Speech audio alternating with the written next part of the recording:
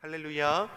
하나님의 은혜와 평강이 우리 새벽을 깨어 예배하시는 성도님들의 심령과 가정에 충만하기를 소망합니다.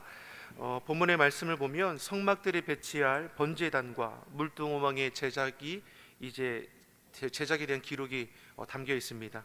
앞서 27장과 30장에서 각기 어떻게 만들어야 하는지를 하나님께서 그 규례대로 명령하셨고, 그 말씀대로 오늘 본문에서 이제 제작이 되는 것입니다. 성막 문을 지나면 가장 먼저 보이는 것이 번제단이고, 그 다음이 물두멍이었습니다. 제사장들은 성소에 들어가기 전이나 번제단에서 제사를 드리기 전과 후에 이곳에서 더러워진 손과 발을 깨끗이 씻었습니다. 성막들에 있던 번제단과 물두멍이 주는 영적인 의미는 무엇인가? 먼저 번제단은 백성들의 죄를 대신할 희생 제물을 잡아 불태워서 하나님께 드리는 그러한 그 제사 기구였죠. 또 성막들의 맨 앞쪽에 위치하고 있어서 백성들이 하나님께 제사하러 성막들로 들어서면 이 번제단을 제일 먼저 마주하게 되었습니다. 이는 우리에게도 매우 중요한 영적 의미를 전해주는 거기도 합니다. 그것은 이스라엘 백성들이 하나님이 임재하시는 성소에 나아가기 위해서는 반드시 먼저 번제단에서 제물을 태워 제사함을 받아야 했던 것처럼, 성도들도 하나님 앞에 나아가기 위해서는 먼저 죄의 문제가 해결을 받아야 한다는 것입니다. 그것은 죄를 가지고서는 결단코 거룩하신 하나님 앞에 나아갈 수 없기 때문인 것이죠. 그리고 2절을 보면 번제단 네 모퉁이에 뿔이 있었다라고 말씀합니다. 2절의 말씀 같이 한번 읽어보겠습니다. 2절입니다. 그 네 모퉁이 위에 큰 뿔을 만들되 그 뿔을 제단과 연결하게 하고 제단을 노스로 쌌으며. 이 제단에 있는 뿔은 여러 용도가 있었습니다.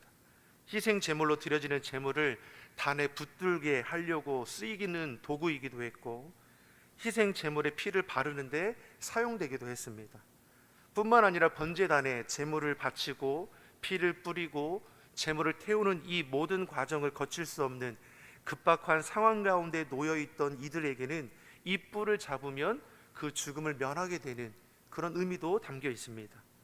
이는 이 뿔에 뿌려진 속죄의 피로 인해서 죽음을 면할 수 있게 하셨다라는 하나님의 말씀에 있었기 때문입니다.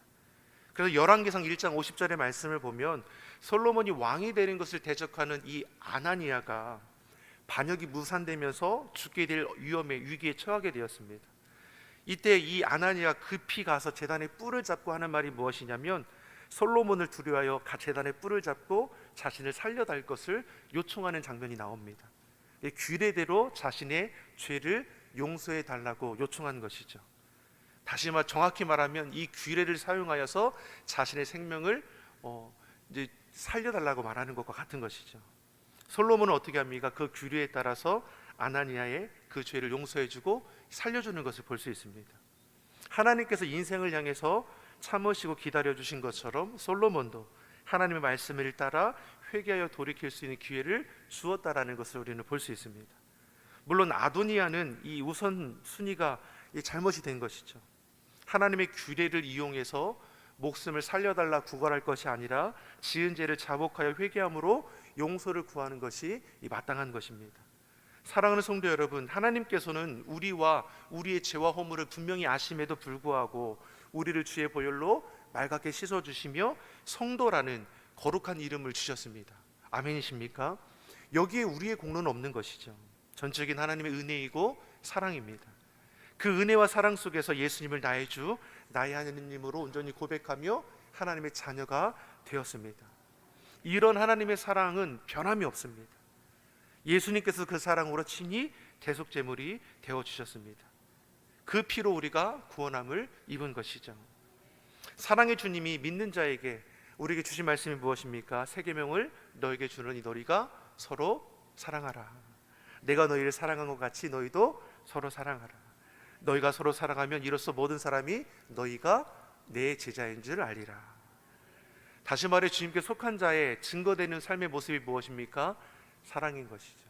솔로몬도 믿음의 사람도 하나님께서 받은 그 은혜와 사랑을 기억하고 그 사랑을 나누고 베풀 줄 알았다라는 겁니다. 우리도 이 땅을 살아갈 때 하나님께 받은 사랑이 얼마나 놀랍습니까? 그 사랑을 나만 누리는 것이 아니라 그 사랑을 나누어 주고 베풀 수 있는 넉넉함이 있는 주의 성도가 되기를 예수님 이름으로 축복합니다. 이처럼 성막의 기물 하나하나는 영적인 의미가 다 담겨져 있습니다. 번제단의 이 뿔은 결국 무엇을 예표해 주는 겁니까? 예수 그리스도를 예표해 주는 것이죠. 예수님께 나와 죄를 회개하며 주님을 믿으시고 우러오사 우리 죄를 사해 줄 뿐만 아니라 모든 불의에서 깨끗하게 해 주시는 것입니다. 이런 영적인 의미들이 다 담겨 있다라는 것을 우리는 볼 수 있는 것이죠. 이어 8절을 보면 물두멍이 나옵니다. 그 재료가 놋이라고 했습니다. 8절의 말씀을 우리 같이 한번 읽어보겠습니다. 8절입니다. 그가 놋으로 물두멍을 만들고 그 받침도 놋으로 하였으니 곧 회막문에서 수종드는 여인들의 거울로 만들었더라. 물두멍은 앞에서 말씀드린 것처럼 제사장들이 성소에 들어가기 전이나 번제단에서 제사를 드리기 전과 후에 더러워진 그 손과 발을 깨끗이 씻는 그러한 씻을 수 있는 그 기구였습니다. 모든 성전의 기구들은 이스라엘 백성들이 자원함으로 즐거이 드린 이 예물로 만들어졌는데 특별히 물두멍은 여인들이 사용하던 놋거울로 만들어졌다라고 말씀합니다. 여인들에게 놋거울은 무엇입니까? 자신들을 비추어 단정히 단장할 수 있는 이 도구였을 것이죠. 마찬가지로 물두멍 또한 무엇입니까? 더럽혀진 몸과 마음을 깨끗하게 하는 이 기물이라는 것을 우리에게 알게 하는 것이죠. 분명 우리는 예수님 믿어 구원함을 입은 하나님의 자녀입니다.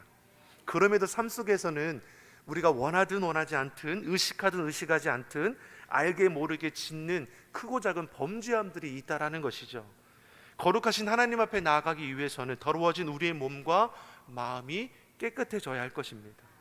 예수님께서도 제자들과 마지막 만찬을 나누실 때에 제자들의 발을 씻겨주셨다라고 했습니다.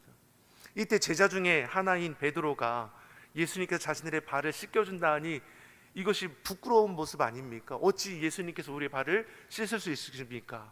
저는 그리할 수 없습니다 했을 때 예수님께서 하신 말씀이 무엇입니까? 내가 너희를 씻어주지 아니하면 내가 너와 상관이 없다라고 하셨습니다.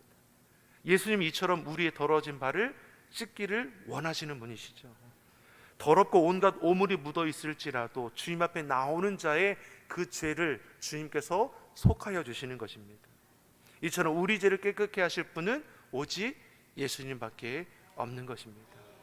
이 새벽에도 우리가 깨어 기도할 때 생각나게 하는 죄짐이 있다면 여러분 부끄러워하지 마십시오. 우리가 온전히 주 앞에 돌이키며 회개하는 그 간구의 제목을 들으시고 우리의 죄를 맑게 씻어주실 줄 믿습니다. 이어서 9절 이하의 말씀을 보면 성막들을 둘러칠 울타리가 제작하는 것을 볼 수 있습니다. 우리 17절의 말씀을 우리 같이 한번 보겠습니다. 17절입니다. 기둥 받침은 놋이요 기둥 갈고리와 가름대는 은이요 기둥 머리 싸개는 은이며 뜰의 모든 기둥에 은 가름대를 꿰었으며. 성막의 뜰은 외부와 구별하기 위해 놋으로 기둥을 만들었고 은으로 갈고리와 가림대, 기둥 머리 싸개를 만들었습니다. 또 그 기둥은 세마포로 쌓아 놓았습니다. 이 성막들은 누구나 제한 없이 들어갈 수 있는 곳이었습니다. 이곳에서 이스라엘 백성들은 제단 앞에서 희생 제사를 드리기도 하고 정결함으로 하나님께로 나아가는 것이고 드려지는 제물을 더불어 먹고 나누면서 영적인 교제도 이루어지는 공간이었습니다. 이처럼 성막들은 하나님의 사랑과 은혜 가운데에 연합되었던 곳이라고 볼 수 있는 것이죠. 교회가 어떠한 곳이냐? 바로 이와 같다라는 것입니다. 하나님의 사랑과 은혜 가운데 연합되어지는 곳입니다. 서로의 생각과 고집을 앞세워서 다투고 분열이 일어나는 곳이 아니라 주님 안에서 서로가 마음을 같이하여 연합함으로 기쁨과 감사함이 넘치고 회복과 변화와 치유가 일어나는 것이 이 시대의 교회가 되어야 하는 것이죠. 사랑하는 성도 여러분, 우리 시온성교회가 주의 사랑과 은혜 가운데 연합함으로 기쁨과 감사함이 넘쳐날 뿐만 아니라 회복과 변화와 치유 역사가 일어나는 것이 되기를 간절히 축복합니다. 마지막으로 18절의 말씀을 보면 뜰이 휘장문이 무엇으로 만들어졌다고 말하냐면 청색, 자색, 홍색 실과 가늘게 꼰 배실로 수놓아 만들어졌다고 기록합니다. 각각의 색에는 그런 의미가 담겨 있죠. 청색에는 하나님 나라, 자색은 왕이신 예수님, 홍색은 예수님의 보혈, 흰색은 거룩함과 정결함을 다 뜻하는 색깔이기도 합니다. 이처럼 성막은 곧 무엇을 예표해 주는 것입니까? 예수님을 보여주는 그림자와 같은 것이죠. 무엇보다 성막은 사람의 생각과 계획에 따라 만드는 것이냐? 그렇지 않습니다. 하나님께서 말씀해 주셨고 계획해 주신 대로 세워진 것이 바로 성막인 것이죠. 철저하게 말씀대로 세워진 것이 성막입니다. 시대가 바뀌고 사람이 변하고 삶의 가치가 달라진다 해도 진리의 말씀은 변함이 없어야 하는 것이죠. 2000년에 선포된 하나님의 약속의 말씀, 우리 선조들이 하나님의 말씀 가운데 세워진 것처럼 지금도 동일합니다. 그때 선포된 말씀이 지금도 동일하게 변함없이 우리 가운데 역사하고 있는 것이죠. 아무리 시대가 바뀌어서 인권을 앞세우고 세상 가치와 기준을 우선한다고 해도 진리는 변할 수 없는 것이죠. 하나님의 말씀을 떠나서 자기 생각에 옳은 대로 행하던 구약의 사사시대는 영적인 암흑기라 할 정도로 극히 타락한 시대였습니다. 지금의 시대가 사사시대하고 다를 바가 없는 거죠. 자기 생각에 옳은 대로, 자신의 감정대로, 성질대로, 욕심대로 행하는 겁니다. 근데 그 끝이 무엇입니까? 거둘 것이 아무것도 없는 것이죠. 세상 가치, 속임수에 속지 않는 주의 성도 되기를 바랍니다. 아담과 하와가 사단의 거짓과 속임수에 빠져서 하나님께서 먹지 말라 하는 선악을 알게 하는 열매를 먹었습니다.